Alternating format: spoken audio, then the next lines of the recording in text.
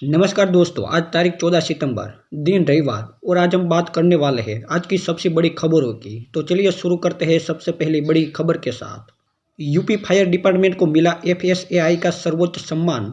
महाकुंभ 2025 के दौरान Uttar Pradesh fire and emergency service विभाग ने एफएसएआई का bravery and super hero of fire service award प्राप्त किया। यह आयोजन द्वारका यशोभूमि कन्वेंशन हॉल में हुआ।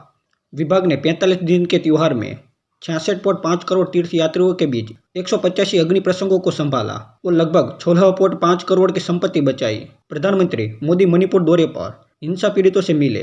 कुछ वर्षों से चल रही जातीय हिंसा के बाद ये पहला मौका है जब पीएम मोदी मणिपुर पहुंचे हैं। वहां उन्होंने 7,300 करोड़ से अधिक की विकास परियोजनाएं उद्घाटित की और हिंसा वाहकों से मुलाकात की। म्यांमार में हवाई हमले से छात्रों की मौत। म्यांमार में राखीने राज्य में 2 हाई स्कूलों पर हवाई हमला हुआ जिसमें 19 छात्रों की मौत हुई और 22 अन्य घायल हुए। यह सैन्य संघर्ष की एक दुखद घटना है। असम में 15,000 करोड़ की परियोजनाएं। भूपेन हजारिका की जयंती समारोह। प्रधानमंत्री मोदी असम में 15,000 करोड़ की बड़ी सार्वजनिक और बुनियादी ढांचे की परियोजनाएं लॉन्च करेंगे। साथ ही असम के प्रसिद्ध कला एवं संस्कृति हस्ती भूपेन हजारिका की जन्म शताब्दी कार्यक्रमों में हिस्सा लेंगे। 2025 की शारदीय नवरात्रि इस वर्ष 10 दिनों की होगी। इस वर्ष नवरात्रि की शुरुआत 22 सितंबर 2025 से होगी और यह पारंपरिक 9 दिनों के बजाय 10 दिन मनाई जाएगी। विशेष चतुर्थी दिन के जुड़ाव के कारण यह दुर्लभ सुविधा है। दुर्गा पूजा 2025 तारीखें रस्में महत्व।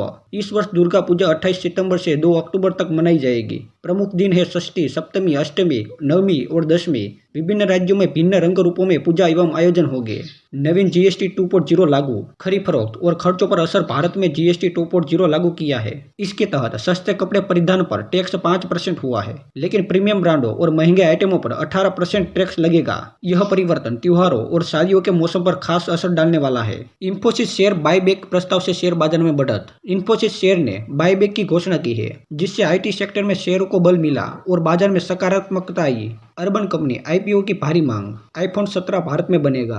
अर्बन कंपनी आईपीओ के निवेशकों की अच्छी प्रतिक्रिया मिली है। साथ ही एप्पल की आईफोन 17 मॉडल का निर्माण भारत में किया जाएगा। यह वैश्विक मोबाइल निर्माण जंजीर में भारत की बढ़ती भूमिका को दर्शाता है। भारत में सितंबर में औसत से ज्यादा मानसूनी बारिश की संभावना। भारत मौसम विज्ञान विभाग के अनुसार सितंबर 2025 में लगभग 109% बारिश होने की संभावना है, यानी औसत से थोड़ा ज्यादा। यह कृषि के लिए अच्छा है, लेकिन कुछ क्षेत्र जैसे तमिलनाडु, केरल आदि में ज्यादा पानी से फसल और अन्य समस्याएं हो सकती है।